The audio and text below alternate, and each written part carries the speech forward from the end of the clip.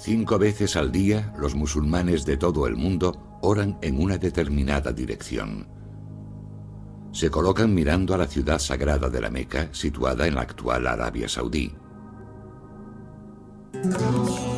Pero a comienzos del siglo VII, la Meca, el lugar más sagrado del Islam, era un lugar de culto pagano y una ciudad llena de injusticias. Así fue hasta la aparición de uno de los textos más sagrados del mundo, el Corán. Según la tradición, un comerciante de 40 años llamado Muhammad ibn Abdullah solía retirarse a una cueva alejada de la Meca para reflexionar en solitario sobre un mundo que consideraba cada vez más opresivo. Se cree que en el año 610, durante uno de sus retiros de meditación en la cueva, una presencia abrumadora se apoderó repentinamente de Mahoma. Sintió una presión repentina en el pecho. La oscuridad lo rodeaba y sintió que una mano gigante le asía y lo apretaba, apenas dejándole respirar.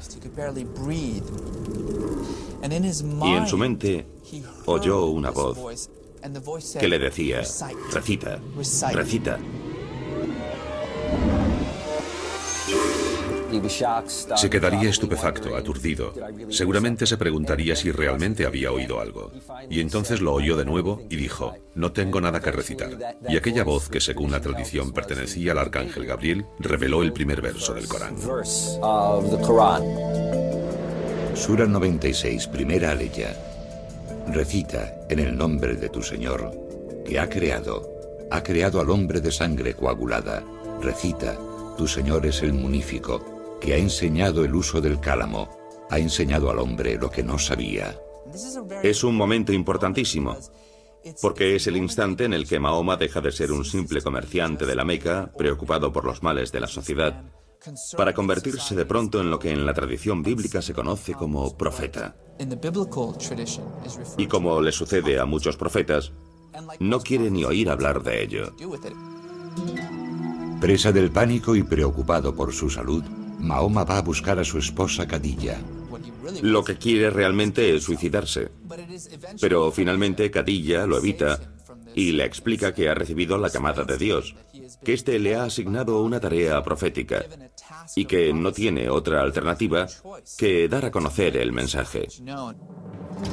La revelación de la cueva marca el comienzo de un período de 22 años durante los que Mahoma recibe los mensajes divinos que formarán el Corán. De acuerdo a la tradición, en ocasiones las palabras resonaban en sus oídos como una campana. En otros momentos surgían en tortuosos ataques similares a los de la epilepsia.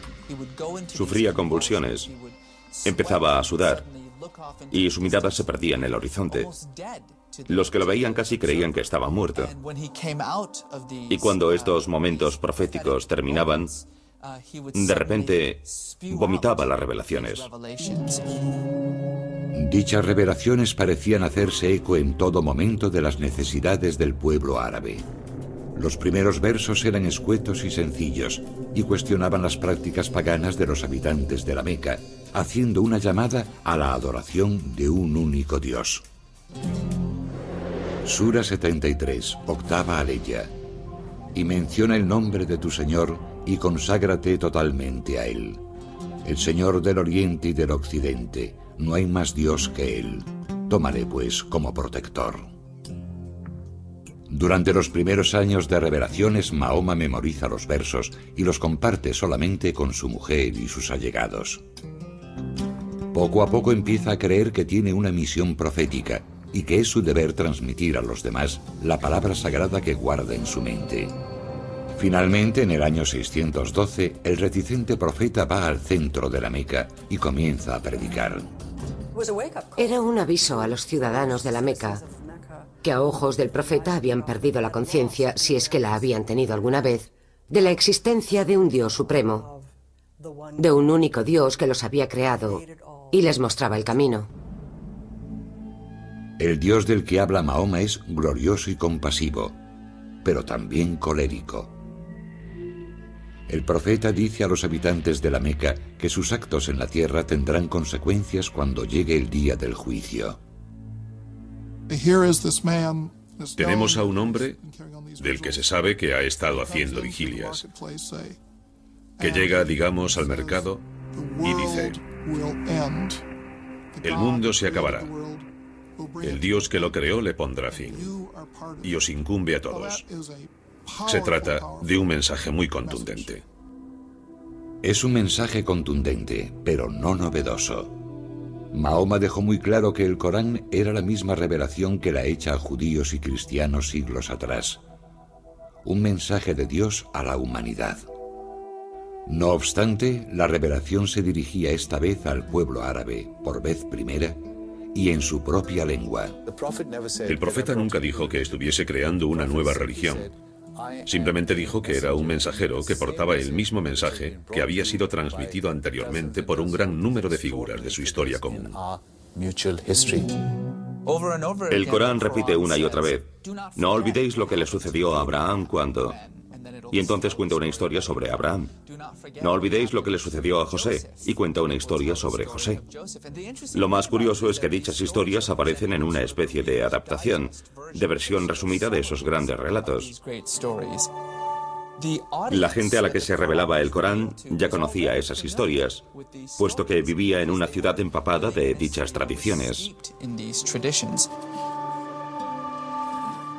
Según los musulmanes, uno de los aspectos más notables del Corán es que Mahoma memorizó las revelaciones a medida que se le comunicaban, para después recitárselas literalmente a sus discípulos.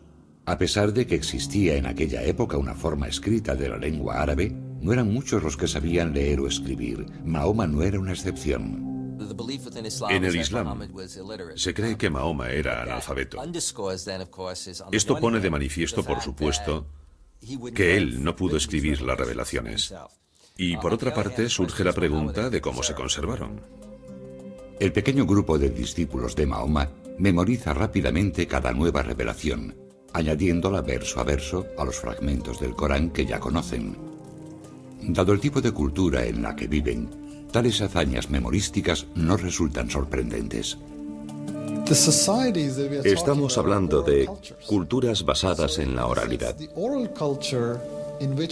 En cierta manera, la cultura oral en la que vivía Mahoma permitía que la gente escuchase algo una o dos veces y que fuese capaz de memorizarlo y recitarlo posteriormente palabra por palabra.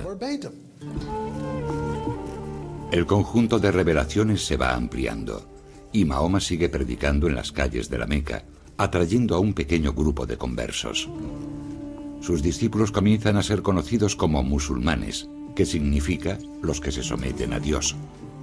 El mensaje de Mahoma resulta especialmente atractivo a los pobres y marginados de la ciudad, que se identifican con las reclamaciones sociales de los versos, que defienden la liberación de los esclavos y el ejercicio de la caridad con los necesitados.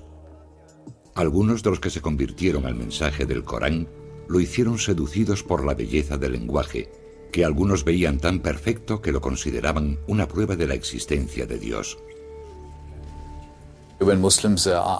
Si le preguntas a un musulmán, bueno, ¿qué pruebas hay de que se trate de una revelación divina?, te contestará, y llevan haciéndolo más de 1000 años, que la prueba es el propio Corán, que ese es el mayor milagro, que un analfabeto en medio de ninguna parte cree de pronto un documento tan magnífico y poderoso.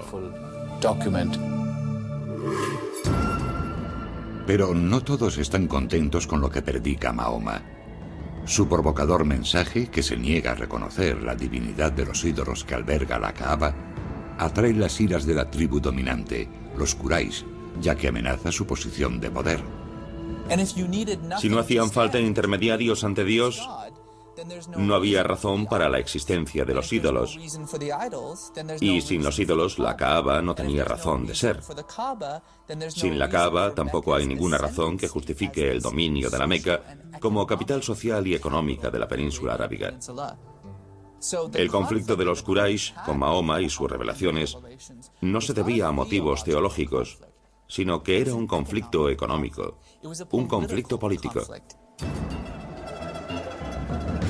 Los Quraysh y el grupo mayoritario de la Meca no se muestran demasiado condescendientes con el pequeño grupo de seguidores del mensaje de Mahoma.